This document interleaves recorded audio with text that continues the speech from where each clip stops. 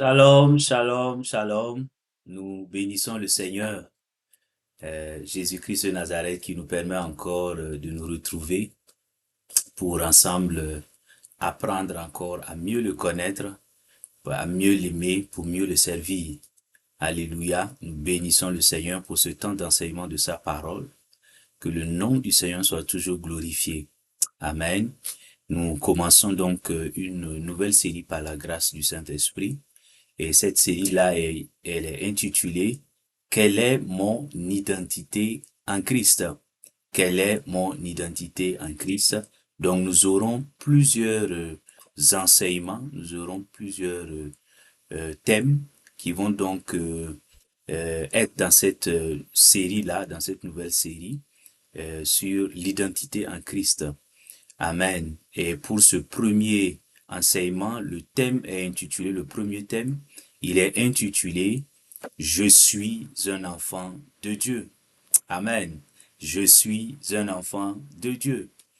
Alors, il faut savoir que notre identité en Christ est quelque chose de fondamental. On ne peut pas, euh, quand on est en Christ, on doit connaître qui nous sommes. Je pense qu'il y a une artiste gospel qui avait chanté I know who I am.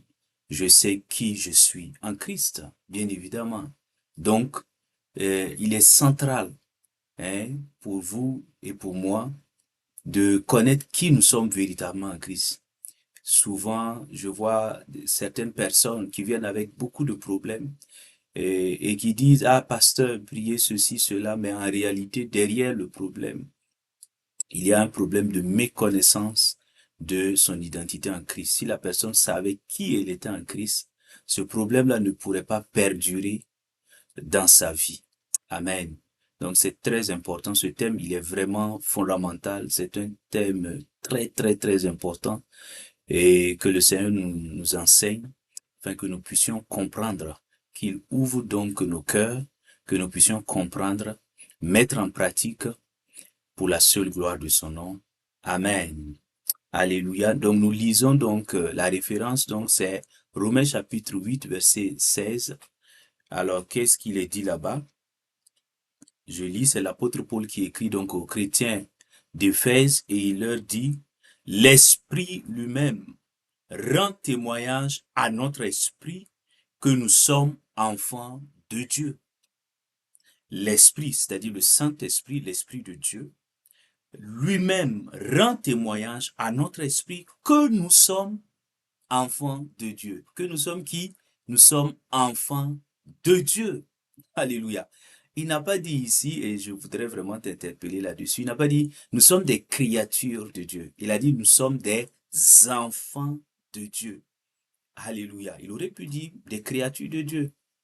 Pourquoi il dit ici que l'Esprit de Dieu rend témoignage de ce que nous sommes enfants de Dieu?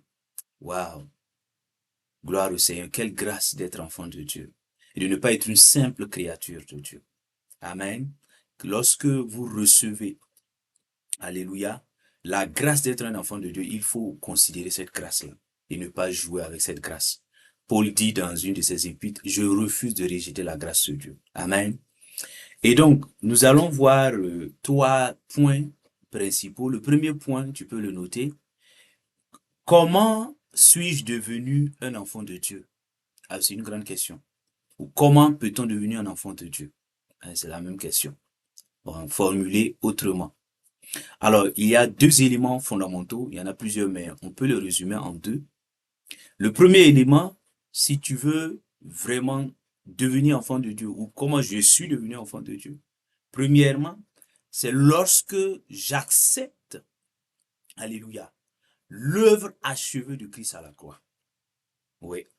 C'est d'abord une question d'acceptation. C'est pas d'abord une question de faut se faire baptiser d'abord. Non. Je dois accepter ce que Jésus-Christ a fait à la croix. Qu'est-ce que Christ a fait à la croix? Je résume. Tu peux retrouver tous ces éléments-là dans l'épître de Paul aux Romains. Amen. Christ, alléluia, c'est Dieu. Il est Dieu et il a vu la souffrance des êtres humains. Il a vu ta souffrance et la mienne. Alléluia. Avant que nous naissions. Il a vu la souffrance de l'humanité. Et cette souffrance était due principalement au péché originel d'Adam et Ève dans le jardin d'Éden. Alléluia. Et l'homme était séparé définitivement de la présence de Dieu et devait partager son sort avec Satan et les démons dans la géhenne, dans le feu éternel qui ne s'éteint pas.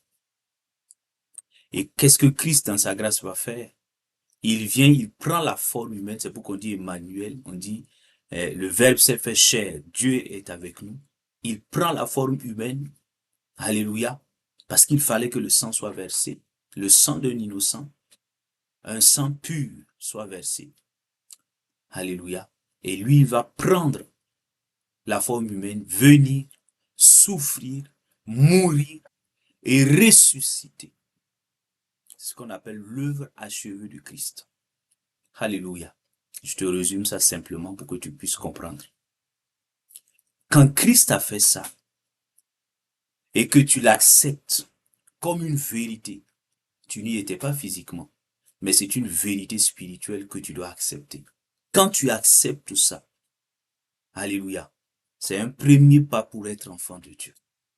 Parce que rien ne sert de venir à l'église, au temple, peu importe le nom que tu donnes au bâtiment, si tu ne mesures pas la portée de cet acte d'amour que Dieu lui-même a accompli.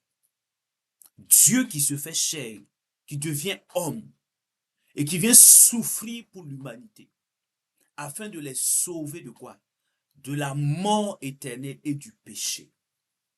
Parce que quand Christ a versé son sang, il a ôté le péché originel d'Adam et Ève qui déjà circulait dans les veines de toute personne qui naissait. C'est pourquoi David dit, je suis né, j'ai été conçu dans le péché. Tu comprends? Donc, le péché d'Adam et Ève nous avait séparés de la présence de Dieu. Et nous étions tous, c'est pourquoi il dit, tous sont péchés et sont privés de la gloire de Dieu. Tu comprends? Et donc, Christ va venir. Alléluia. Quand Dieu prend la forme humaine, il vient sous la forme humaine et il meurt, il souffre atrocement. Il meurt. Alléluia. C'est pourquoi on appelle Jésus l'agneau de Dieu qui ôte le péché du monde. Il a enlevé. Tu comprends?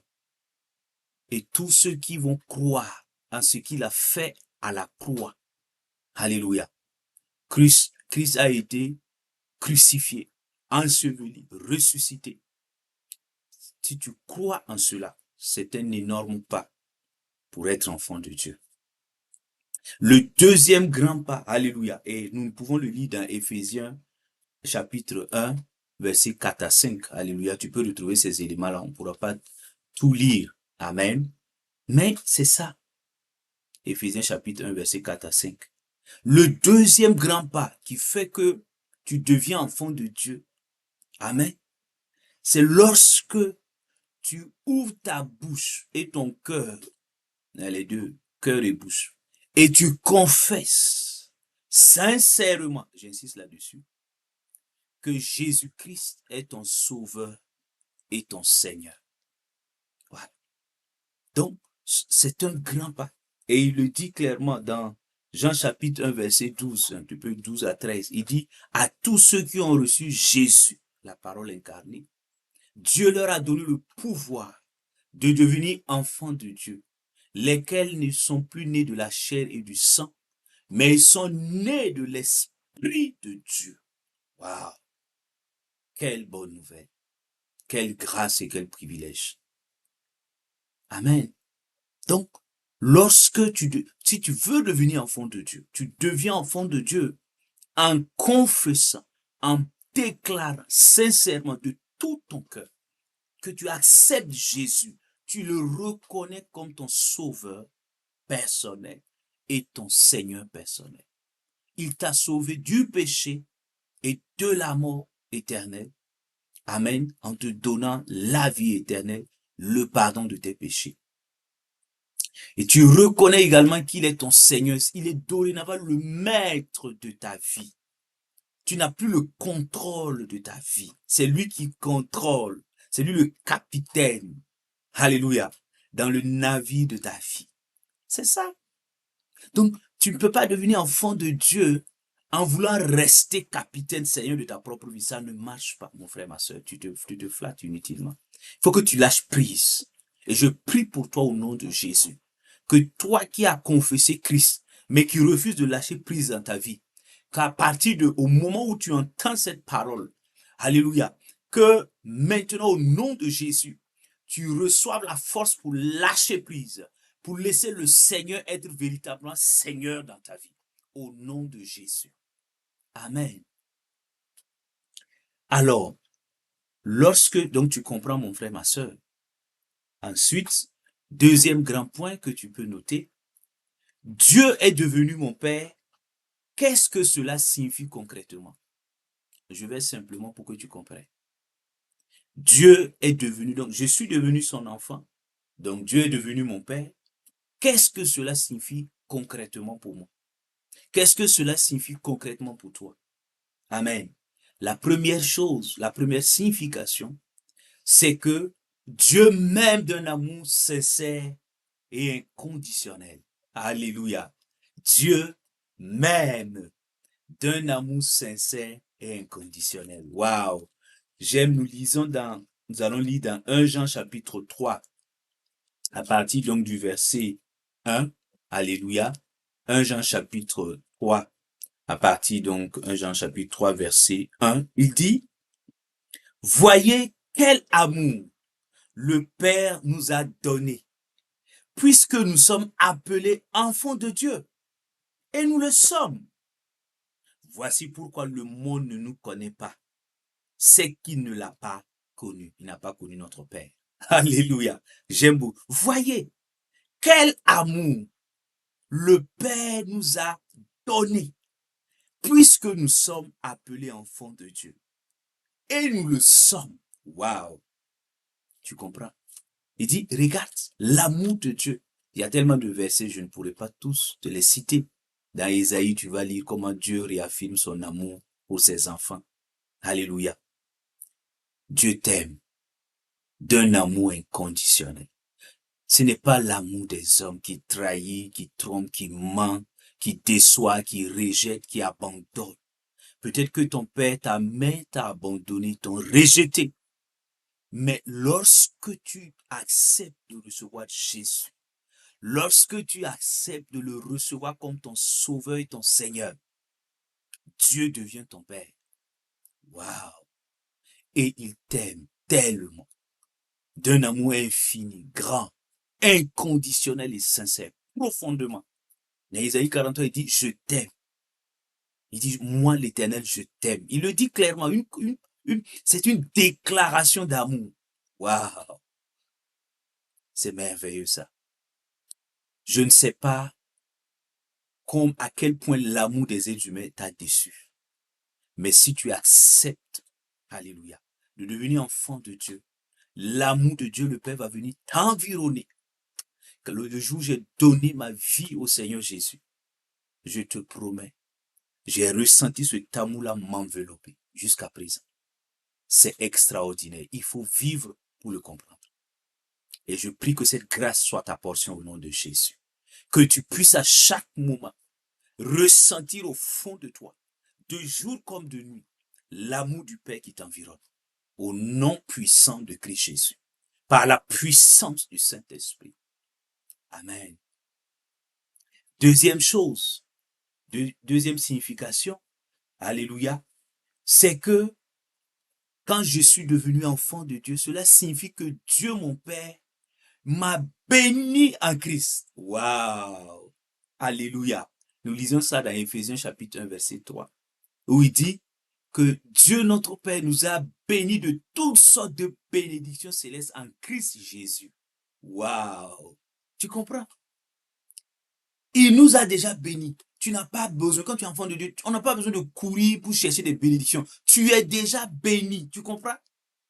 Tu es déjà béni. Dis avec moi, je suis déjà béni. C'est ça. Tu n'as pas besoin de courir. Hein? Il y a tel prophète, il y a tel apôtre. Non. Il faut que j'aille saisir les bénédictions. Tu es déjà béni. Il faut peut-être lire pour comprendre comment fonctionne la bénédiction, l'activation. Alléluia. Mais sur le plan spirituel, c'est déjà fait. Le sang de Jésus a brisé le joug de la malédiction sur ta vie. Quand tu donnes ta vie à Christ, il y a des malédictions qui suivent les gens quand ils ne connaissent pas Christ, quand ils ne suivent pas le Seigneur, quand ils ne sont pas enfants de Dieu. Mais quand tu donnes ta vie à Jésus, waouh! Regarde ce que le sang de Jésus fait. Le sang de Jésus brise la malédiction, même si elle était générationnelle. Et elle te libère. Elle te libère. Et tu es déjà béni. Moi, je connais des gens comme ça. Leur père mourait à 60 ans. Alléluia. Leur grand-père, même chose. C'est comme une malédiction. J'ai connu des jeunes filles, leur mère n'arrivait pas à se stabiliser dans le foyer et tout. Quand elles ont donné leur vie à Jésus, Jésus-Christ a brisé cette malédiction sur leur vie. Et elles sont dans des foyers épanouis, stables. Amen. Gloire au Seigneur. Donc, tu es déjà béni, mon frère, ma soeur. Il faut que tu acceptes. Et ça, c'est ça la signification d'un enfant de Dieu. Tu es un enfant béni de Dieu. Il n'y a aucune malédiction sur toi encore. Amen. Ne te laisse pas duper par Satan qui te fait croire par ses mensonges, parce qu'il est le père du mensonge. Quand tu traverses souvent le désert, les difficultés, il vient faire croire que tu es maudit. Non. Quand tu es en Christ, tu es béni. Alléluia. La bénédiction de Dieu est sur toi. Un autre temps, on fera un enseignement sur la bénédiction et tu comprendras c'est quoi. Amen. Gloire au Seigneur Jésus-Christ. Donc, ne te laisse plus duper. Cela signifie, quand tu es un enfant de Dieu, tu es déjà béni. Accepte cette réalité. Et maintenant, va chercher la connaissance dans la parole de Dieu, dans les livres, dans les bons livres chrétiens. Alléluia. Pour savoir comment activer, comment faire pour que cette bénédiction qui est dans les lieux célestes là vienne à manifestation sur ta vie, sur la terre ici. Amen. Ensuite, troisième signification, c'est que Dieu mon Père me pardonne lorsque je me repens sincèrement. Luc chapitre 15, verset 20. Alléluia. Tu peux lire ça pour voir l'histoire du fils prodigue. Amen. Dieu me pardonne lorsque je me repens de manière sincère. Dieu est un Père plein de miséricorde, de compassion. Alléluia. Et cela découle de son amour dont je venais te parler tout à l'heure.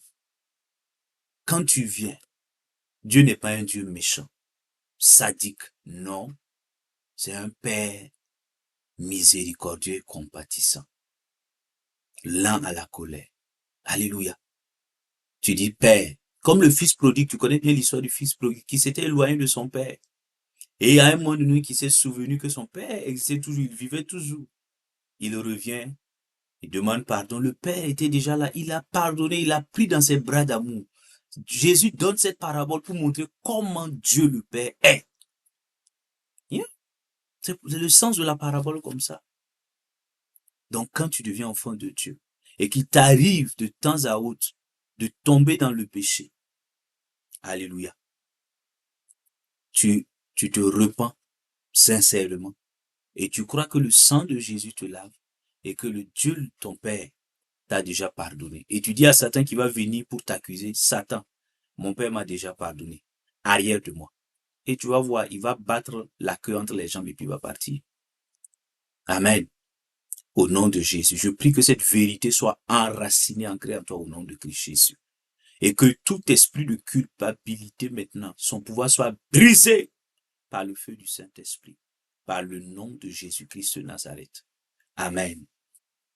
Ensuite, on voit encore là que signifie donc le fait d'être enfant de Dieu. C'est que Dieu, mon Père, en tant que Père responsable, qu'est-ce qu'il fait? Il me protège dans les situations, il me garde, il me protège dans les situations difficiles et il me protège contre les méchants. Ah oui. Ésaïe 43, verset 1 à 3. Alléluia. Tu peux le lire là-bas également. Ésaïe 43, verset 1 à 3. Il dit là-bas, moi l'Éternel, je serai avec toi.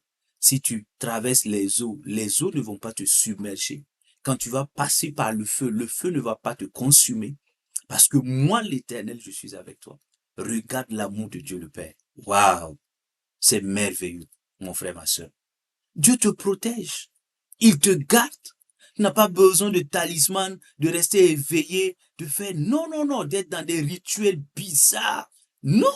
Dès que tu deviens enfant de Dieu, tu n'as plus avoir peur. Peur de qui? C'est pourquoi David avait cette révélation. Il dit, de qui aurais-je crainte? L'Éternel est mon bouclier. Hein? De qui aurais-je peur? Tu vas avoir peur de qui? Hein? Ils peuvent venir faire des choses bizarres pour t'effrayer. Reste tranquille. Alléluia. Ton Père veille et il combat pour toi. Il combat en ta faveur jour et nuit. C'est pourquoi il dit, Dieu ne dort pas. Tu n'as pas lu le psalmiste, il dit, l'Éternel, celui qui veille. Alléluia. Il ne sommeille ni ne dort, celui qui veille sur Israël. Waouh. Ton Dieu là, ton Dieu qui est ton Père, il veille sur toi. Il met les anges autour de toi. Tu comprends? Donc n'accepte pas la peur. Tu as peur de qui? Tu as peur de quoi? Ils peuvent te menacer. Mais s'ils testent, comme disent les jeunes, ils vont détester. S'ils s'amusent pour te faire du mal en utilisant des choses occultes, ils sauront que ton Dieu est le Dieu vrai vivant. Au nom de Jésus. Je déclare qu'en ce moment même où tu es oppressé par des méchants, le feu du Saint-Esprit détruit leur pouvoir et ils reconnaîtront que ton Dieu est le véritable Dieu. Au nom de Jésus. Amen. Et nous poursuivons encore. Quand tu es enfant de Dieu, qu'est-ce que cela signifie? Cela signifie que Dieu est la source qui pourvoit à tous tes besoins quotidiens. Matthieu chapitre 7, verset 11. Nous lisons ça rapidement. Matthieu chapitre 7, verset 11. Que dit Jésus? Jésus dit, si donc vous qui êtes mauvais, vous savez donner de bonnes choses à vos enfants, à combien plus forte raison votre Père qui est dans les cieux en donnera-t-il de bonnes à ceux qui les lui demandent? Alléluia. Amen. J'aime cette déclaration du Seigneur. Il dit, vous les hommes, il prend une analogie. Il dit, vous êtes méchants, mais quand votre enfant biologique vous demande quelque chose, s'il vous demande du pain, vous ne prenez pas un caillou lui donner. Alléluia. Quand il vous demande du poisson, vous ne lui donnez pas quelque chose de mauvais. Non. Vous lui donnez de bonnes choses. Alors que Dieu est le Père par excellence. Waouh. Il dit, mais à combien plus forte raison votre Père qui est dans les cieux en donnera-t-il de bonnes à ses enfants qui les lui demandent? Tu vois, Dieu est bon. Waouh. Dieu qui est ton Père, il est bon. Tu comprends? Donc tu dois comprendre par là que ton travail n'est pas la source qui pourvoit à tes besoins. Ce n'est pas ton mari, ce n'est pas ta femme, ce ne sont pas tes enfants qui travaillent, ce n'est pas ton oncle, ta tante, ni rien. C'est Dieu ton Père qui est le pourvoyeur. Jéhovah Jireh. Est-ce que tu comprends, mon frère, ma soeur? Ne donne pas la place d'une chose. Alléluia. Ne prends pas ton travail là comme la source, sinon tu vas te créer des problèmes. Je vois beaucoup qui ont des problèmes financiers, des problèmes pour pourvoir à leurs besoins, parce qu'ils considèrent que c'est leur travail. Ils considèrent que le canal que Dieu a utilisé pour pouvoir à leurs besoins, là, c'est ça, leur source. Non! Si tu fais ça, tu vas te créer des problèmes. Parce que tu es en train de donner la gloire à une chose ou à une autre personne, alors que la gloire appartient à Dieu seul. N'as-tu pas lu le livre là, de l'Exode, où Dieu dit, je suis un Dieu jaloux? Alléluia, je ne partage pas ma gloire avec quelqu'un. C'est ça. Tu comprends, mon frère, ma soeur? Ne considère plus dorénavant. Dieu, il dit, c'est Dieu qui, il dit, à plus forte raison, votre Père, il donnera. Amen. Tu travailles, c'est une bonne chose. Mais la source, c'est Dieu ton Père. Amen. Tu as un mari qui te donne. Tu as une femme qui est là. Tu as des enfants qui te donnent. Oui. Ce sont des canaux, ce sont des instruments. Ne confonds pas l'instrument, le canal avec la source. Sinon, tu vas te créer des problèmes. À bon entendeur, salut. Nous continuons. Lorsque tu comprends encore que tu es un enfant de Dieu, cela signifie que Dieu est l'excellent conseiller. Alléluia. Qui te donne de prendre, amen, les meilleures décisions dans ta vie. Psaume 32, nous lisons ça, un psaume que j'aime beaucoup. Le psaume 32, verset 8 là, où Dieu parle. Alléluia. Qu'est-ce qu'il dit là-bas? Dieu dit, amen, le psaume 32, verset 8, voici le verset, nous lisons rapidement la parole de Dieu. Il dit, amen, il dit, je t'instruirai et je te montrerai la voie que tu dois suivre. Je te conseillerai, j'aurai le regard sur toi. Quelle belle déclaration, mon frère, ma soeur, tu comprends? C'est Dieu qui parle, hein, ce n'est pas un homme. Il dit, j'aurai le regard, je t'instruirai. Je te montrerai la voie que tu dois suivre. Ça, c'est Dieu qui parle à son enfant. Souvent, tu es là, tu ne sais pas quelle décision prendre. Dois-je aller à gauche ou à droite? Dois-je rester ou partir? Dois-je me séparer ou rester? Tout. Comment je dois agir dans telle situation? Les hommes peuvent conseiller, mais les conseils des hommes restent limités. Mais parce que tu es devenu enfant de Dieu, Dieu veut te conseiller. Et les conseils de Dieu sont les meilleurs parce qu'il est le Dieu de la sagesse. Il est le Dieu de l'intelligence. Alléluia. Tu comprends? Tu comprends? Ne repose plus. Oui, c'est bien. Faire les études, prendre des conseils à gauche, à droite, c'est bien. Mais en dernier ressort, tu dois consulter Papa bon Dieu. C'est ton Père. Il est là. Quand tu vas dans la prière, dans le lieu secret, il va te communiquer la façon de faire. Et quand tu vas obéir, tu vas voir. Alléluia. C'est comme ça. Il va te donner pour te marier. Il va te guider pas à pas vers l'homme ou la femme qu'il te faut. L'homme ou la femme de ta destinée. Pour le travail, même chose. Il va te conduire pas à pas, te faire quitter des lieux où il n'y a pas, qui n'était pas de sa volonté parfaite. Mais encore faut-il que tu ailles le consulter et que tu acceptes obéir. Quand tu es enfant de Dieu, tu dois le faire. On ne se lève pas comme ça, ouais, on se met en relation et puis on va travailler parce qu'on nous a dit il y a une opportunité. Non, un enfant de Dieu ne se comporte pas comme ça. Sinon, tu vas te créer des problèmes. Dieu est le plus sage. Il sait les choses mieux que toi. Toi, tu as une vision limitée. Lui, il sait déjà que ce travail-là, si tu t'amuses, tu prends ce travail. Derrière ce travail, les choses occultes qu'il y a derrière ce travail-là, tu vas mourir. Mais non, toi, tu dis, ouais, j'ai trop galéré, j'ai passé trop de temps au chômage. Ouais, je prends le premier venu, le premier travail qui me tombe sous la main. Le premier homme qui passe, j'ai fait 30 ans, j'étais célibataire. Célibattu et célibataire. Et je prends le premier venu, la première femme qui me vient seulement là. On y va. Si tu fais ça, tu as signé ton décret de mort. Un enfant de Dieu ne se précipite pas pour prendre des décisions. Il consulte Dieu son Père. Il reçoit les directives, les instructions. Il met en application et il a la victoire. Que le Seigneur te donne cette compréhension au nom de Jésus.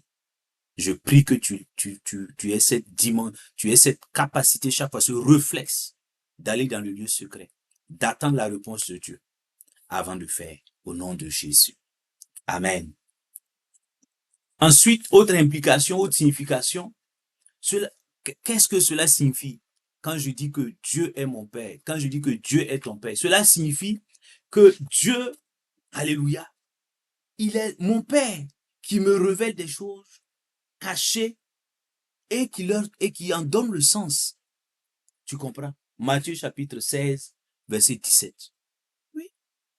Dieu va te montrer, regarde ce monde-là. C'est l'invisible qui commande le visible. C'est le spirituel qui commande le naturel. Il y a des choses, alléluia, que tu ne maîtrises pas. Tu ne connais pas tout. Mais Dieu connaît tout. Amen. Il y a des choses qui sont cachées. Et quand tu vas le voir, dis, ah papa, révèle-moi ce qui est caché. Souvent confronté à une situation, tu ne comprends pas la cause. Il dit, Père, je ne comprends pas. Quand tu lui demandes, il te dit, il y a ça, cette situation-là, c'est dû à ceci, à cela. Alors que tu n'avais même pas pensé à telle cause. Tu comprends? Et il te donne en même temps la solution. Il y a des choses qui sont cachées, qui ont été faites dans l'invisible, souvent avant que tu ne naisses. Tu comprends? Mais il faut que tu ailles le voir. Amen. Amen. Il faut qu'il te révèle. C'est un Dieu qui révèle ce qui est caché, ce qui est inaccessible avec l'intelligence humaine. Tu comprends, mon frère, ma soeur? Donc, si toi, tu te lèves seulement comme ça, tu crois que tout est déjà dévoilé, tout est déjà compréhensible. Non, non. Va et demande-lui. Telle situation, dans ma famille, dans ma vie. Père, c'est dû à quoi? C'est dû à quoi? Et il va te révéler. Si c'est une cause naturelle, il va te dire, prends soin de lui. J'ai déjà entendu ce témoignage-là. Oui. Quelqu'un avait des problèmes de santé. Lui croyait que c'était lié à des causes spirituelles. Quand il a consulté Papa bon Dieu, Papa lui a dit non, revois ton alimentation. Tu manges pas bien. Tu ne manges pas bien. Rééquilibre ça. Tu comprends? Souvent aussi, tu penses que c'est un problème naturel. Papa bon Dieu nous dit non, non, non, non. Ma fille, mon fils, il y a des causes spirituelles que tu ne connais pas. Je vais te les révéler, tu vas savoir. Avant même ta naissance, pendant ta naissance, il y a eu telle chose. Il y a eu tel rituel. Il faut que cela soit brisé. Tu comprends? Et toi, tu ne le savais pas. Et cela influençait, impactait négativement ta vie. Tu comprends? Je prie au nom de Jésus que tu comprennes définitivement que Dieu est ton Père qui te révèle les choses cachées et que tu aies cette soif chaque fois d'aller le consulter pour qu'il te révèle ce qui est caché et qu'il t'en donne le sens au nom de Jésus. Amen. Et ensuite, lorsque on dit que Dieu est ton Père, cela signifie que Dieu, il est le Père qui t'accorde sa grâce et sa paix. Alléluia. 1 Timothée chapitre 1 verset 2. Il est le Père qui t'accorde sa grâce et sa paix. Dans 1 Timothée 1, 2 là, tu peux aller le lire. Il dit que la grâce de notre Père, du Père de Jésus-Christ, soit sur vous. La grâce et la paix. Ça, c'est l'apôtre Paul qui donne cette salutation-là. Alléluia. À Timothée et aux autres disciples. Tu comprends? Il dit que la grâce du Père de notre Seigneur Jésus et la paix du Père de notre Seigneur Jésus soit avec vous. Ça veut dire que cette grâce-là et cette paix-là viennent de Dieu le Père. Tu comprends? La grâce, c'est la faveur imméritée de Dieu. Amen. Toi-même, tu sais qu'avec ton diplôme, là, tu peux pas avoir ce travail. Mais quand la grâce de Dieu vient sur toi, il ouvre cette porte et tu te retrouves à faire quelque chose dont tu n'es pas habilité naturellement et techniquement pour le faire. Waouh, c'est ça la grâce. C'est ça la grâce. Oui. La grâce, c'est quand tu as eu une enfance chaotique et tout était réuni pour que tu deviennes un délinquant, pour que tu deviennes une personne menant une mauvaise vie. Et quand la grâce de Dieu vient sur toi, tu deviens une personne modèle dans la société qui inspire les autres. Ça, c'est la grâce. Tu comprends? La paix de Dieu. Jésus dit, je vous donne ma paix, je vous laisse ma paix. Et ma paix ne ressemble pas à celle que donne le monde. Parce que la paix du monde, c'est cette paix éphémère, fragile, qui suit et qui finit rapidement et qui est suivie de guerre, de conflits, de tensions, de disputes, de querelles. Mais quand, alléluia, quand le monde gênait du stress, alléluia, le monde gênait beaucoup de stress. Les gens tombent malades, stressés en famille, stressés au boulot, stressés partout, par les problèmes financiers, par toutes sortes de problèmes.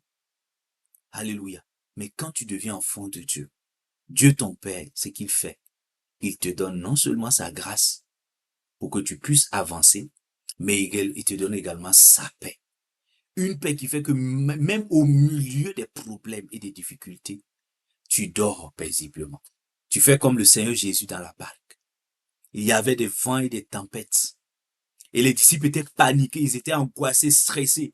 Et oh Seigneur, ne t'inquiètes-tu pas de ce que nous périssons? Et Jésus dormait. Ça, c'est la paix divine. Ça, c'est la paix de Dieu le Père. Tu comprends? Jésus avait la paix qui venait de Dieu le Père. Tu comprends? Je prie au nom de Jésus que toi qui étais tout le temps angoissé, stressé, apeuré, qui menait une vie stressante, que la paix de Dieu te visite, de Dieu le Père te visite, que la paix de Dieu le Père te visite. Toi qui n'arrivais pas à dormir, qui avait des insomnies, je brise le pouvoir des esprits d'insomnie et je déclare que tu reçois cette paix et tu dors, quelle qu'en soit la gravité du problème ou des problèmes. Tu reçois la paix de Dieu le Père et tu as la victoire au nom de Jésus. Au nom de Jésus. Reçois cette grâce au nom puissant de Christ Jésus. Amen.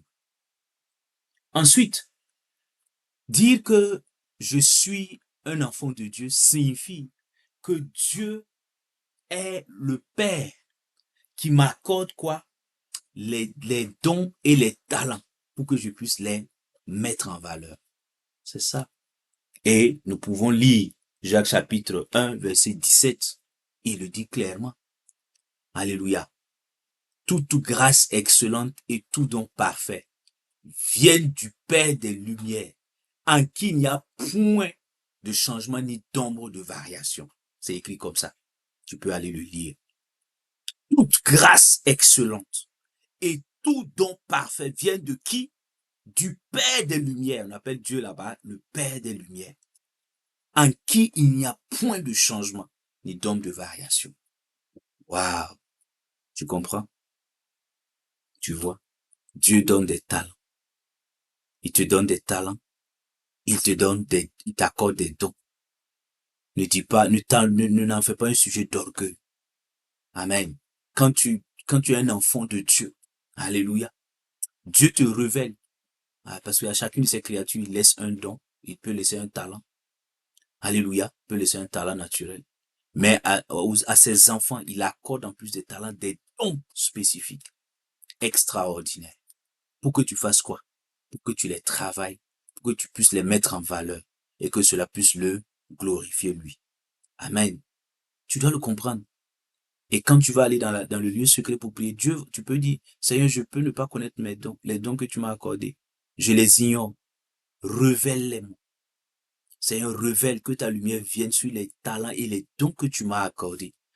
Parce que tu as dit qu'il n'est pas normal qu'on prenne, alléluia, qu'on mette sous le boisseau là, une lampe. Non, non, non. On le met en haut pour que ça éclaire la ville. C'est ça. Donc, et je suis une lampe. Seigneur, révèle-moi. Révèle-moi. Tu ne peux pas te conseiller, dire, ouais, tu envies les gens à telle personne, tu jalouses même les gens. Ouais, telle personne a tel don, elle chante à la chorale, telle personne a tel don, a tel talent. Moi, je n'en ai pas. Non, c'est pas vrai. À chacun de ses enfants, Dieu a donné non seulement des talents qu'il a donné à toutes ses créatures, mais il a aussi donné des dons. C'est peut-être toi qui les connais pas. Il faut aller dans le lieu secret, dans la prière, dans le jeûne, et le Saint-Esprit, alléluia, va te les révéler. Tu comprends, mon frère, ma soeur? Donc, c'est ça. Ensuite, et pour terminer, sur ce point-là, alléluia, quand on dit que je suis un enfant de Dieu, que tu es un enfant de Dieu, cela signifie que Dieu est ton Père qui te corrige. Ah, tu t'y attendais pas, hein? Ouais, c'est ça. Et c'est un Père qui corrige, qui réprimande. Alléluia. Qui reprend son enfant par amour. Alléluia. Proverbe chapitre 3, verset 12. C'est clairement dit là-bas également. Proverbe chapitre 3, verset 12. Tu comprends? Dieu est un Père. Et quand il nous arrive, nous ses enfants, de faire des choses, de nous égarer, d'aller loin de sa volonté, parce qu'il nous aime, il ne veut pas que nous nous perdions, que nous tombions dans le piège de l'ennemi, que Satan nous détruise. Parce que tu vois, il dit Satan Le voleur vient, Jean chapitre 10, verset 10, pour voler, détruire et égorger. Donc Dieu ne veut pas que ses enfants périssent. Dieu ne veut pas perdre ses enfants. Donc, quand il te voit t'éloigner de sa volonté parfaite et que tu vois tout droit pour tomber dans la fosse de l'ennemi là, Dieu te ramène. Comment? Il peut te faire passer souvent par des situations difficiles. Et toi-même, tu entres en toi-même, tu fais une introspection, tu dis, je me suis éloigné du Seigneur. Il faut que je revienne. Alléluia. Donc Dieu reprend. Dieu est un Père qui châtie, qui corrige, mais pas parce qu'il est méchant. Bien au contraire, le châtiment et la correction de Dieu sont l'expression de son amour pour toi et pour nous. Amen. Je prie que tu aies cette compréhension, cette bonne compréhension au nom de Jésus et que tu ne regardes pas ou que tu ne regardes plus Dieu comme un Père méchant. Non. Amen. Je me rappelle quand nous on était plus jeunes, nos parents souvent nous corrigeaient. Alléluia. Voilà, une petite fessée par là. C'est vrai que non, mais c'était pas des sévices pour des tortures et tout. Non, ce n'est pas, non, non. Mais c'était pour que nous puissions discerner le mal du bien et faire les choses correctement. Amen. Et ça nous a beaucoup aidé dans notre éducation. Tu comprends? C'est ça. Et Dieu est un Père. Un vrai Père responsable. Amen. Donc, que Dieu nous donne cette bonne compréhension au nom de Jésus. Amen. Et le troisième point par lequel nous allons terminer cet enseignement, je suis devenu un enfant de Dieu. Qu'est-ce que cela implique? Voilà. Qu'est-ce que cela implique à mon niveau? Je dis oui, je suis devenu enfant de Dieu. J'ai donné ma vie au Seigneur Jésus. Il est mon sauveur, il est mon Seigneur, il est mon maître. Qu'est-ce que cela implique? Première implication, je dois aimer Dieu, mon Père, plus que toute autre personne sur cette terre et toute chose sur cette terre. Je dois aimer Dieu. Matthieu 22, 37. Nous lisons rapidement ça. Matthieu 22, 37. Ce verset-là, qu'est-ce que Jésus dit, notre Seigneur? Il dit, Jésus lui répondit, verset 36 d'abord, Maître, quel est le grand commandement de la loi? Jésus lui répondit, tu aimeras le Seigneur, ton Dieu, de tout ton cœur, de toute ton âme et de toute ta pensée. C'est le premier et le grand commandement. Amen. Tu comprends? Tu vois? Je dois aimer Dieu. Plus que toute autre personne, oui, plus que mon père et ma mère biologique, plus que mon pasteur et la maman spirituelle, plus que ma femme, mon mari, plus que mes enfants, plus que mes richesses, mes biens matériels et financiers, plus que tout, je dois aimer Dieu, il est le premier. L'amour que j'ai pour Dieu là doit être au-dessus de tout. Sinon, je deviens une idolâtre. Tu deviens une idolâtre. Tu comprends? Et l'idolâtrie, Dieu a horreur de l'idolâtrie. Si tu vas dans l'Ancien Testament voir les problèmes liés à l'idolâtrie, là, tu comprendras que Dieu n'aime pas l'idolâtrie. Oui, tu vois. Tu aimeras. Donc, quand tu dis que tu es un enfant de Dieu, et puis tu aimes l'argent plus que Dieu, tu aimes ton travail plus que Dieu, tu aimes ta femme, ton mari plus que Dieu, est-ce que tu es vraiment un enfant de Dieu? Même souvent, les biens matériels, les richesses, tu comprends? Non. Dieu est le plus grand bien, la plus grande richesse. Je dis ça entre guillemets. Amen. Et même le salut m'a dit, il dit, l'Éternel est mon souverain bien. Ouais. Tu comprends? Ne permets pas. Satan viendra pour te séduire, afin que tu puisses aimer les choses terrestres plus que Dieu. Pour que tu puisses aimer même certaines personnes plus que Dieu. Non. Jésus dit, si quelqu'un aime son père, sa mère, ses frères plus que moi, il n'est pas digne de moi.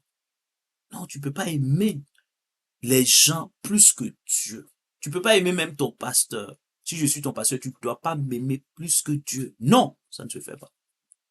Tu comprends? Il faut que tu acceptes ça. Il faut que tu travailles sur ça.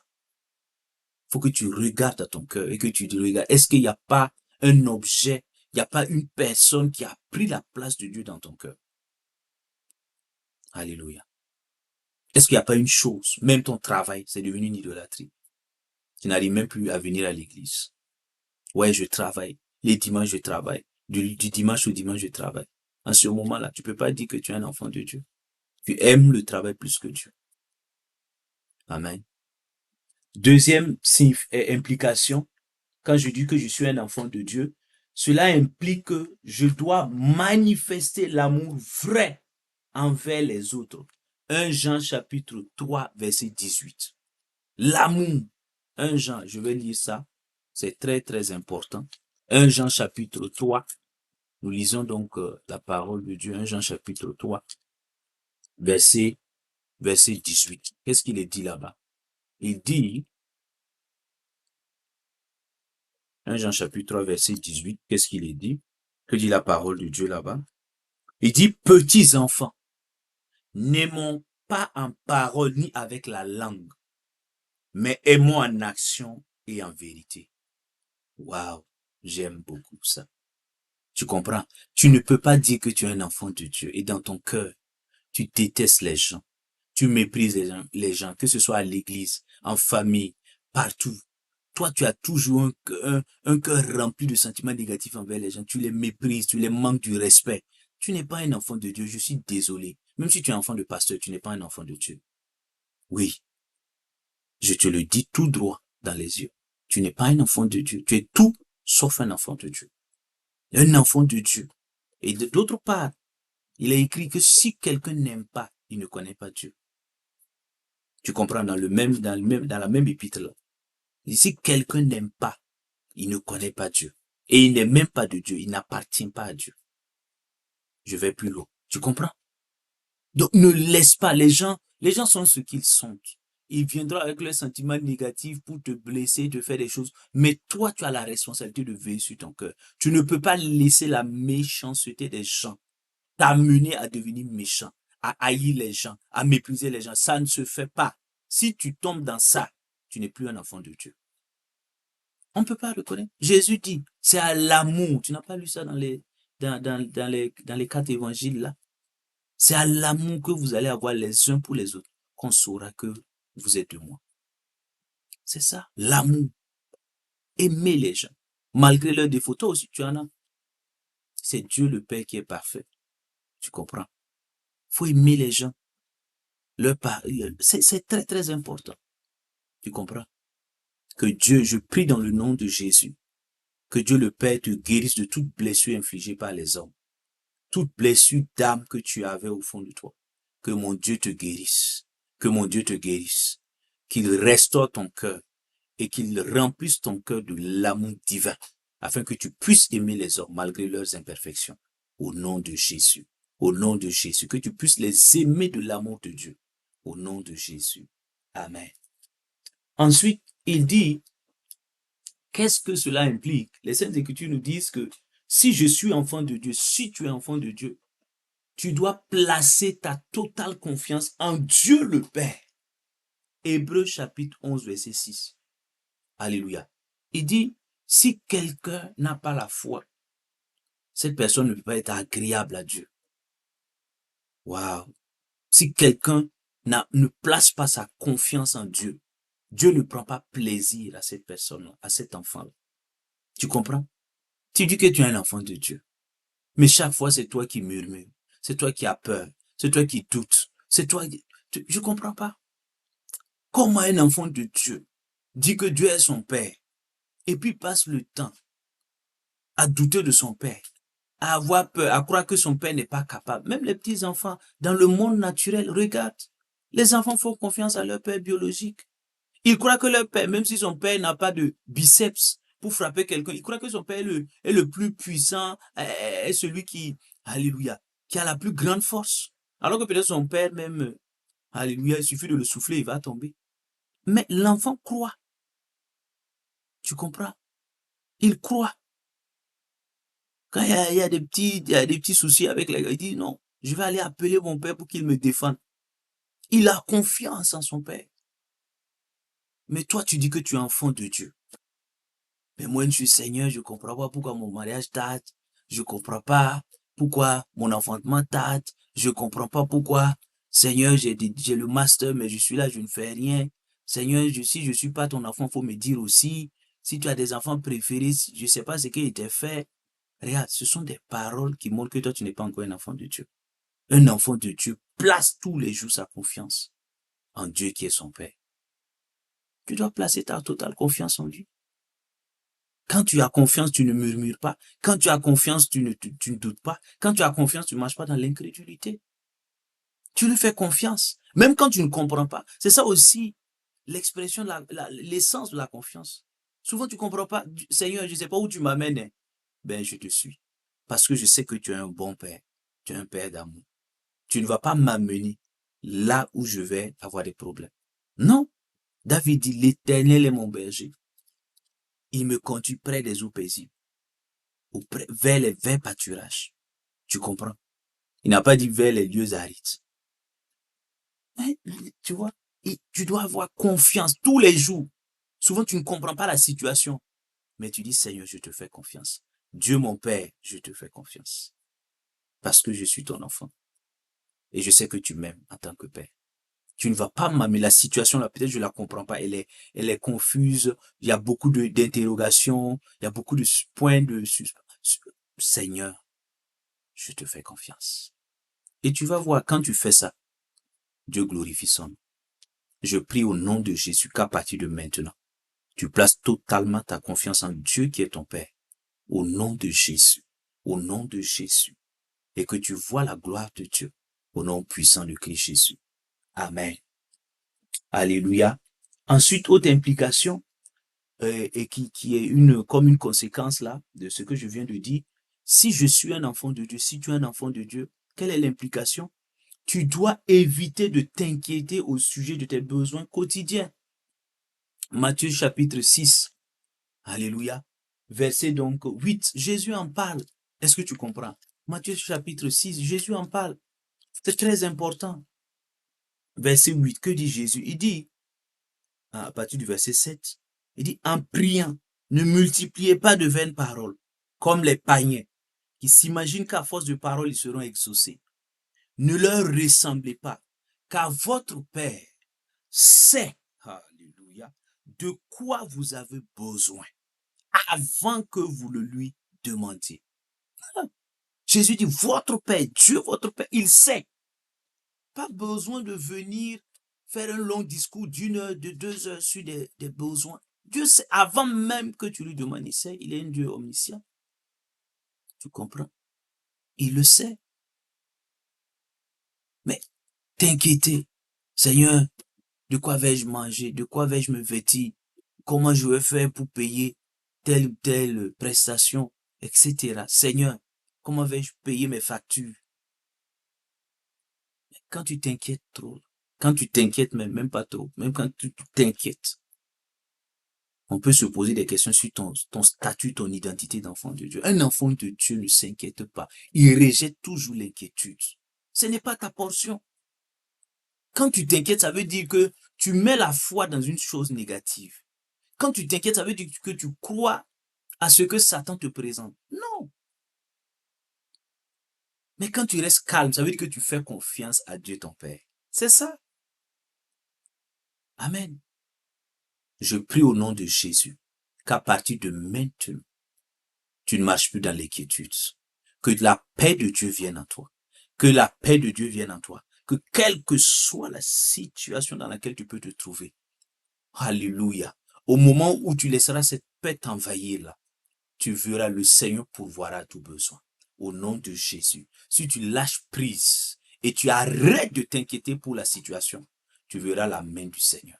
Tu verras le doigt de Dieu. Au nom de Jésus. Amen.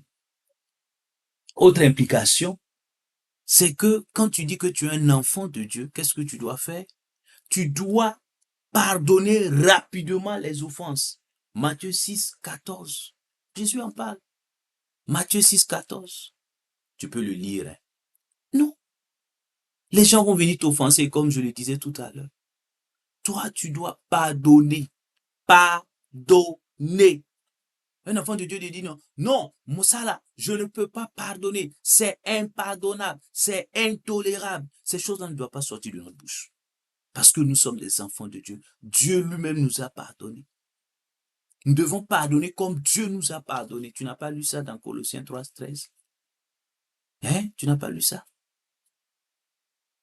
Tu veux ressembler à ton Père. Et ton Père est un Dieu qui pardonne. Si lui ne te pardonnait pas, si Dieu ne nous pardonnait pas, on ne pourrait pas vivre. On ne passerait même pas une seconde sur cette terre. Tu comprends? Et toi, tu dois ressembler à qui? À Dieu, ton Père. Tu dois ressembler, tu dois être à la ressemblance de qui? À ton Père. Et qui est ton Père? C'est Dieu. Et Dieu est comment? Il est le Dieu miséricordieux et compatissant. Tu ne pardonnes pas parce que les gens méritent d'être pardonnés. Tu pardonnes parce que Dieu t'a déjà pardonné. Et Dieu te dit de pardonner. Voici la raison. Souvent, la personne ne va pas venir s'excuser. Souvent, oui, elle va même empirer la situation. Mais toi, tu dois pardonner. Parce que tu n'es pas un enfant du diable. Tu es un enfant de Dieu. C'est le diable qui ne pardonne pas. Lui-même, il ne sait même pas c'est quoi le pardon. Tu comprends? Je prie au nom de Jésus. Au moment où tu entends ce message, alléluia, que mon Dieu te donne la force de pardonner. Que tu puisses libérer toute personne que tu avais gardée dans ton cœur depuis des années. Et cela avait affecté négativement ta vie. Cela avait créé des blocages dans ta vie. Je prie au nom de Jésus que la puissance maintenant, par la puissance du Saint-Esprit, tu reçoives la grâce de Dieu le Père de pardonner. Et que tu puisses considérer le pardon de Dieu à ton égard pour pardonner les autres. Au nom de Jésus. Au nom de Jésus. Même à ceux que tu considères qui ne méritent pas, que tu les pardonnes. Et que tu vives en paix, dans la joie. Et que tu puisses progresser au nom de Jésus. Amen. Ensuite, autre implication, quand tu es un enfant de Dieu, qu'est-ce que tu fais? Ce que tu dois faire, c'est de marcher dans la vérité. Éphésiens chapitre 5, verset 8, là, il dit, ben, vous êtes des enfants de la lumière. Marchez comme tel. Dit, Dieu est lumière. Vous êtes ses enfants. Marchez dans la lumière. La lumière ici, c'est la vérité. C'est la transparence, c'est l'intégrité. Tu ne peux pas être enfant de Dieu et puis tu passes le temps à mentir. Tu mens comme tu respires. On sait même plus, quand toi tu prends la parole, on ne sait plus si tu dis la vérité ou bien si tu mens.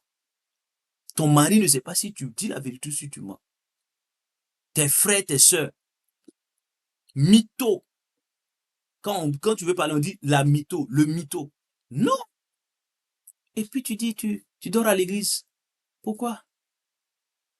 Marchez, vous êtes des enfants de la lumière. Un enfant de Dieu, souvent, quelle que soit la sanction qu'il va avoir, il faut dire la vérité. Parce que tu te rappelles, Dieu mon Père est un Dieu de vérité. Donc je suis un enfant, je vais dire aussi la vérité. Dans l'amour. Dans l'amour. Tu comprends? Il dit, dites la vérité dans l'amour. C'est un autre verset. Tu comprends? Dis ça. N'est pas, tu quoi? Le mensonge ne pourra jamais. Mais qui est le père du mensonge? C'est le diable. Et toi, tu dis que Dieu est ton père. Et lui, il est le Dieu de la vérité. Il est le père de vérité. Et puis toi, tu vas pratiquer le mensonge. Entre toi et moi, non, tu dis la vérité. Qui est véritablement ton père? C'est vraiment Dieu ou c'est Satan? Si vraiment Dieu est ton père, mais dis la vérité, sois dans la vérité, pratique la vérité. Les gens n'aimeront pas quand tu vas dire la vérité. Un penseur l'avait dit. Il dit, si tu veux des problèmes, il faut dire la vérité.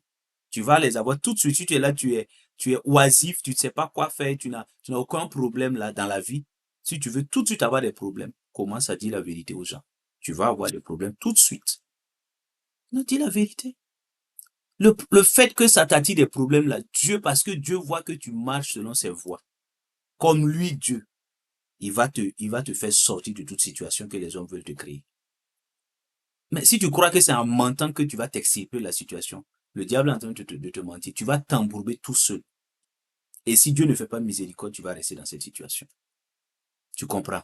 Il faut que tu te repentes et que tu apprennes à chaque fois que le diable va vouloir te mettre des idées pour que tu mentes en disant, si tu mens, tu vas t'en sortir là. Dis non. Moi, j'ai pris conscience de mon identité en Christ. Je suis enfant de la lumière. Je suis l'enfant du Dieu de vérité. je vais dire la vérité, quoi que cela m'en coûte. Et tu vas même remarquer que quand tu vas dire la vérité là, la situation, tu croyais que ça allait s'aggraver au point, pas du tout. Dieu va prendre les rênes de la situation et tu auras la victoire au nom de Jésus. Je détruis le pouvoir de tout esprit de mensonge qui te tenait captif au nom de Jésus. Et je proclame qu'à partir de maintenant, en tant qu'enfant de Dieu, tu déclares et tu dis toujours la vérité dans l'amour au nom de Jésus. Tu dis toujours la vérité dans l'amour au nom de Jésus. Au nom de Jésus, par la puissance du Saint-Esprit. Amen. Ensuite, et un enfant de Dieu, quand tu dis que tu es un enfant de Dieu, qu'est-ce que cela implique? Cela implique que tu dois obéir au Seigneur. Voilà. Tu dois obéir le Seigneur. Sa volonté est contenue dans sa parole. Il dit ce qu'il veut, il dit ce qu'il ne veut pas. Il dit ce qu'il aime, il dit ce qu'il n'aime pas. Alléluia. Dans sa parole, la Bible. Tu comprends? Tu comprends? Donc, il faut lui obéir. Quand tu dis que tu es un enfant de Dieu, Dieu dit, je n'aime pas ceci, je n'aime pas cela. Et toi, c'est ça que toi tu fais. En quoi tu es un enfant de Dieu? Alléluia. Non. Il faut marcher dans l'obéissance. C'est ça qui montre. C'est ça qui révèle, qui reflète ton statut, ton identité d'enfant de Dieu. Je prie que la grâce de l'obéissance soit toujours ta portion au nom de Jésus. Au nom de Jésus. Amen. Que tu puisses te repentir et marcher dans l'obéissance. Parce que la désobéissance, ça envoie toujours, tu n'as pas idée. Ça amène la peste, la famine et l'épée. Ce sont des images. La peste, c'est la maladie. La désobéissance au Seigneur, ça crée des guerres, des conflits, c'est ça l'épée. Et ça crée la famine. La famine ici, c'est la pauvreté, la misère, le manque. Va lire dans l'Ancien Testament, dans le livre de Jérémie, Ésaïe, quand les enfants d'Israël ont désobéi au Seigneur. Regarde ce qui leur est arrivé, les prophéties et l'accomplissement des prophéties. Mais à chaque fois qu'ils vont obéir au Seigneur, alléluia, ils vont voir la grâce de Dieu. Ils vont voir toutes les bénédictions se matérialiser. C'est ça. Amen. Et nous allons tout doucement vers la fin. Une autre implication de mon statut d'enfant de Dieu. Amen. Qu'est-ce que je dois faire? Je dois également marcher dans la sanctification. Amen. Philippiens 2, verset 15. Je dois marcher loin des souillures de ce monde, loin de l'impureté, de la débauche, de l'immoralité sexuelle. Je dois m'éloigner de ces choses-là. Alléluia. Oui.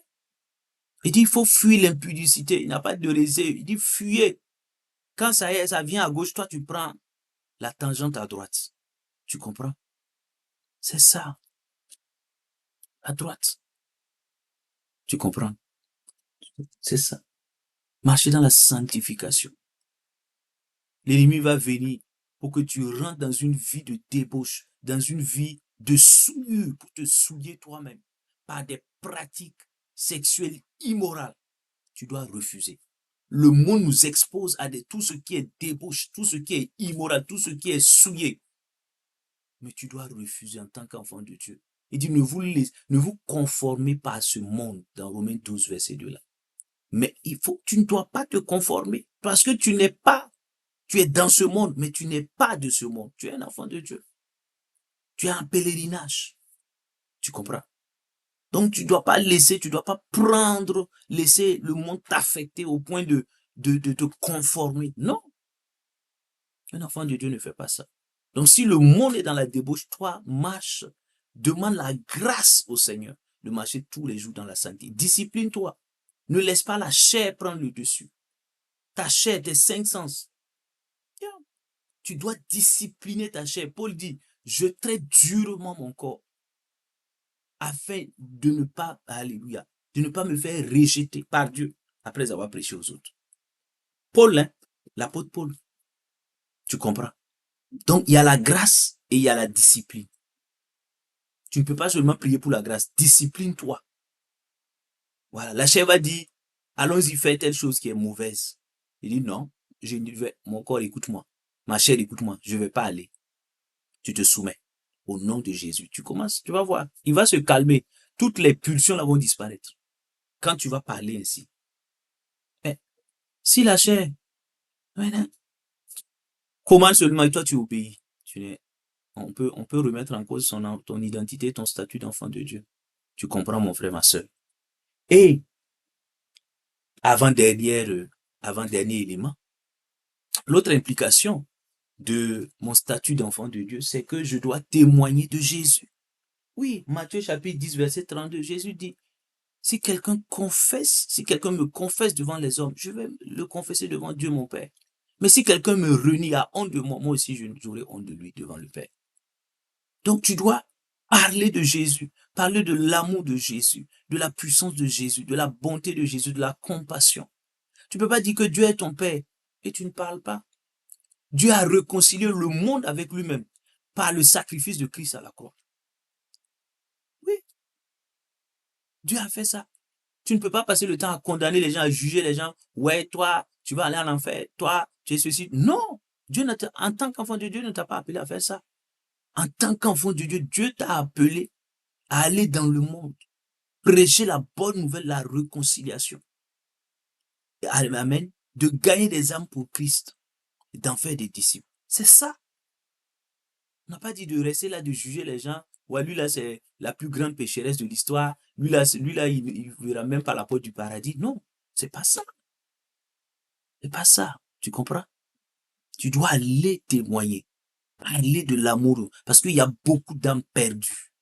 La moisson elle est grande. Il y a les gens, il y a regarde le monde. Regarde le monde dans lequel nous sommes. Regarde les souffrances. Parce que les gens n'ont pas Christ. Parce qu'ils n'ont pas le Seigneur. Parce qu'ils ont rejeté le Seigneur. Tu comprends? Tu ne dois pas fermer les yeux. Tu ne dois pas être égoïste. Non, ça suffit là. Faut que tu arrêtes. Faut être rempli de compassion. Pour les âmes qui sont perdues, toi tu es sauvé. Et les autres. Christ aussi est mort pour eux, pour elles. Tu comprends? Elles ont juste besoin de ton témoignage. Ce que le Seigneur a fait pour toi. Amen. Regarde. Regarde. Tu donnes juste le témoignage. C'est le Saint-Esprit, ce n'est pas toi qui fais. C'est l'Esprit de Dieu qui convainc les gens. Toi, ton rôle en tant qu'enfant de Dieu, c'est de témoigner de l'amour de Jésus aux gens simplement. Amen. Que le Seigneur te donne la grâce d'être cet enfant-là qui témoigne constamment de Jésus au monde entier, sans honte, mais avec assurance, avec joie, tous les jours, au nom de Jésus. Amen. Alléluia. Et quand tu es un enfant de Dieu, cela implique également que tu dois prendre soin de la maison de ton Père qui est l'Église. Tu comprends? Jean chapitre 2, verset 16, 15 à 16. Jean chapitre 2, verset 15 à 16. Tu dois prendre soin de l'Église. Dieu t'a planté. Tu es membre de l'Église universelle, le corps de Christ. Mais tu as une église locale dans laquelle Dieu t'a planté. Tu dois prendre soin. Tu comprends? Tu dois prendre soin. Soin de ton corps parce que tu es le temple du Saint-Esprit. Mais aussi soin de l'église locale dans laquelle tu es. Tu dois prendre soin. Jésus est arrivé. Jean 2, 15 à 16. Il est arrivé, il y avait quoi? Des commerçants, des vendeurs de pigeons et autres. Il a fait un fouet. Il dit, ne faites pas de la maison de mon Père un lieu de commerce. Jésus était furieux. Il était en colère, la sainte colère. Tu comprends? Et il les a chassés. Parce qu'ils ont transformé la maison de Dieu en lieu de commerce. Tu dois prendre soin. Ne permets pas certaines choses à l'église. Alléluia. Certaines pratiques ne doivent pas avoir cours. Tu dois encourager, quand tu vois des frères, des sœurs qui veulent s'égarer, tu t'approches d'elles pour les exhorter à ne pas faire telle pratique, à revenir sur le droit chemin. C'est prendre soin de la maison du Père. Mais quand tu vois les gens aller dans le mauvais sens, tu te tais, tu les regardes et puis tu espères même qu'ils vont tomber dans la fosse. Ça, ce n'est pas une attitude d'enfant de Dieu. Tu comprends? Et pour terminer, quand on est un enfant de Dieu, la dernière implication, alléluia, c'est que toi et moi, nous devons nous préparer chaque jour pour le retour de notre Seigneur Jésus-Christ. Amen. Nous terminons avec la lecture. 1 Jean chapitre 2, verset donc 28. Tu comprends? 1 Jean chapitre 2, verset donc 28. Qu'est-ce qu'il est dit là-bas? Il dit, et maintenant, petits enfants, demeurez en lui, en Christ, afin qu'au moment où il sera manifesté, nous ayons de l'assurance et qu'à son avènement, à son retour, nous n'ayons pas honte devant lui. Tu comprends? Quand Jésus reviendra. Quand, ça peut être même au moment où tu écoutes ce message. Ça peut être également dans 2 ans. Ça peut être dans 200 ans. Le plus important, Jésus certainement reviendra. Il dit qu'à demeurer en Christ, il faut se préparer. Tous les jours, quand tu es enfant de Dieu, au soir, quand tu veux dormir, tu fais un bilan de ta journée, tu regardes. Est-ce qu'aujourd'hui, cette nuit, si Jésus revenait, est-ce que je vais monter avec lui? Est-ce que je serai enlevé? Oui. Tu comprends? Est-ce que je serai enlevé? Est-ce que je vais partir avec lui? Regarde ta vie, hein. Ne te flatte pas. Chaque fois, tu te questionnes comme ça. Parce que tu ne sais ni le jour ni l'heure. Tu comprends? Donc, un enfant de Dieu, chaque fois, tu dois te questionner. Ne rentre pas dans cette routine religieuse-là où tu ne penses pas. C'est quand tu tombes malade gravement ou quelque chose que tu commences maintenant à penser, ah, si le Seigneur Jésus vient. Non. Chaque jour, regarde ta vie. Depuis le matin jusqu'au soir. Qu'est-ce que tu as fait? Quelles ont été tes pensées? Quelles ont été tes paroles? Quels sont les actes, les pratiques? Alléluia. Et puis tu regardes, tu te repens. Et tu continues de demander la grâce de Dieu pour mieux faire. Amen. Je prie dans le nom de Jésus que Dieu le Père te donne la grâce de toujours bien te préparer, que tu aies conscience que Jésus reviendra et que à chaque instant, tu puisses laver ta robe, qu'elle soit toujours blanche, afin que quand le Seigneur va revenir, que tu puisses être prête au nom de Jésus. Je prie maintenant pour terminer, dans le nom de Jésus, que cet enseignement soit gravé dans ton cœur, que tu puisses comprendre, être conscient, être consciente de ton statut d'enfant de Dieu, que tu puisses comprendre, accepter, alléluia, qui tu es en Christ, que tu puisses être conscient, consciente de ton identité d'enfant de Dieu, que tu puisses agir en tant qu'enfant de Dieu, que tu puisses penser en tant qu'enfant de Dieu, que tu puisses parler tous les jours comme un enfant de Dieu digne de Dieu. Amen. Que cette grâce nous soit accordée au nom puissant de Christ Jésus. Shalom, shalom, shalom.